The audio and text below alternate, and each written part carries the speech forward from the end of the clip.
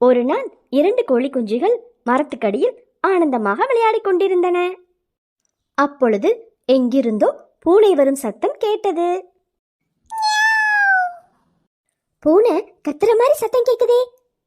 ஆமா, எனக்கும் கேக்குது. இந்த பக்கம் தான் வந்துட்டு இருக்குன்னு நினைக்கிறேன். வா, சீக்கிரமா இந்த இடத்தை விட்டு ஓடி போயிடலாம். பூனை மட்டும் நம்மளை பார்த்துச்சு உண்டையில பண்ணிடும். 2 கோழி குஞ்சுகளும் ஆளுக்கு ஒரு திசையில் ஓடின.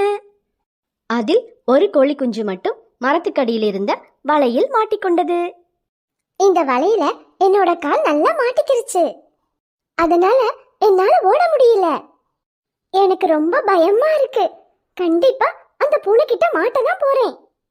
திடீரென்று அங்கு வந்த புறா கோழி குஞ்சு வலையில் மாட்டிக்கொண்டதை பார்த்து விட்டது. கோழி குஞ்சு, என்னாச்சு உனக்கு? ஏன் ரொம்ப நேரமா இங்க நின்னுக்கிட்டு இருக்கிற?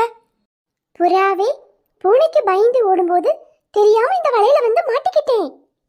அந்த பூனை இங்க வர்றதுக்குள்ள இந்த வலையில இருந்து என்னை வெளியே கொண்டு வர உதவி செய்வியா?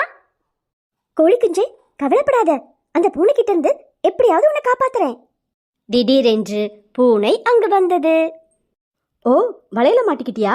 நல்லதா போச்சு. இனி என்கிட்ட இருந்து தப்பிக்கவே முடியாது. திடீரென்று கோழி குஞ்சுக்கு அருகில் வந்த புறா கோழி குஞ்சுடன் வலையை தனது அழகால் கவ்வி பிடித்தது. கோழி குஞ்சை வலையுடன் தூக்கி கொண்டு பறக்க ஆரம்பித்தது. அட, இந்த புறா கோழி குஞ்ச வலையோட தூக்கிட்டு பறக்குதே. இனி என்னால அந்த கோழி குஞ்ச ஒன்னும் செய்ய முடியாது. நான் தான் ஏமாந்து போயிட்டேன். ஏமாந்த பூனை அந்த இடத்தை விட்டு சென்றது. என்னுடைய நண்பன் எலியோட வீடு இங்கதான் இருக்கு. அவன் தன்னுடைய கூர்மையான பற்களால இந்த வலையை கடிச்செடுத்து என்னை வெளியே கொண்டு வந்துருவான். கோழி குஞ்சே, கவலைப்படாத. நீ சொல்ற இடத்துல நான் இறக்கி விடுறேன். புறா எலியின் வீட்டருகே கோழி குஞ்சை இறக்கி விட்டது. நண்பா, என்னாச்சு உனக்கு? எலியே, நான் இந்த பூனைக்கு பயந்து வலையில மாட்டிக்கிட்டேன். இந்த புறா தான் அந்த பூனை கிட்ட இருந்து என்னை காப்பாத்தி வலையோட தூக்கிக்கிட்டு இங்க கொண்டு வந்திருக்கு. இந்த புறா மட்டும் எனக்கு உதவி செய்யலனா அந்த பூனை இந்நேரம் என் கதையை முடிச்சிருக்கும். புறாவே, என்னுடைய நண்பனை காப்பாத்துறதுக்கு ரொம்ப நன்றி. கோழி குஞ்சு, கவலைப்படாத. கொஞ்ச நேரத்துல என்னோட பற்களால இந்த வலையை கடிச்சு எடுத்து உன்னை வெளியே கொண்டு வந்துடுறேன்.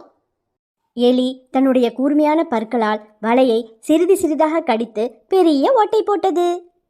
இப்பொழுது கோழி குஞ்சு வலையிலிருந்து வெளியே வந்தது.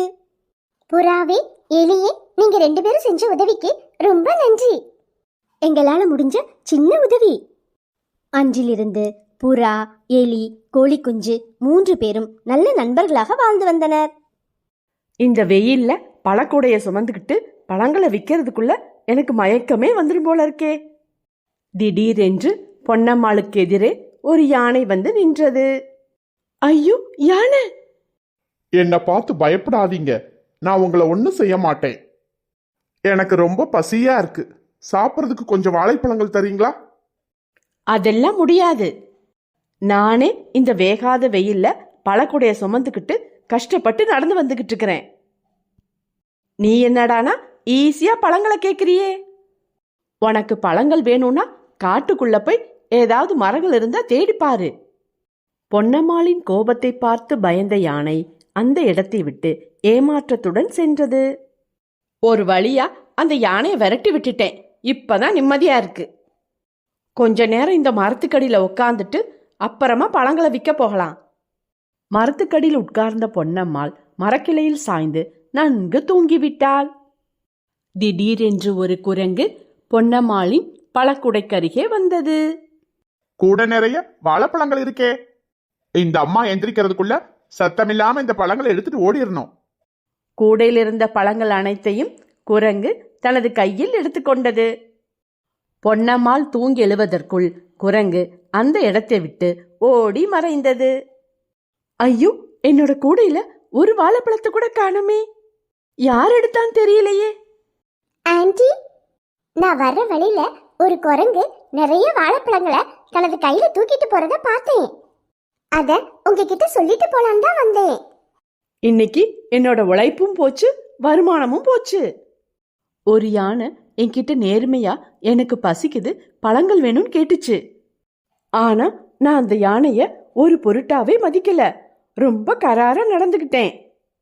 அதுக்கு தண்டனையாத்தான் என்னோட பழங்களை எல்லாம் அந்த குரங்கு திருடிட்டு போயிருச்சு. எனக்கு இதுவும் வேணும், இன்னமும் வேணும். பொன்னம்மாள் மிகுந்த ஏமாற்றத்துடன் தனது கூடையை தலையில் வைத்துக்கொண்டு வீடு நோக்கி நடந்தாள். அன்றிலிருந்து பொன்னம்மாள் பசி என்று கேட்பவர்களுக்கு இலவசமாக பழங்களை கொடுக்க ஆரம்பித்தாள்.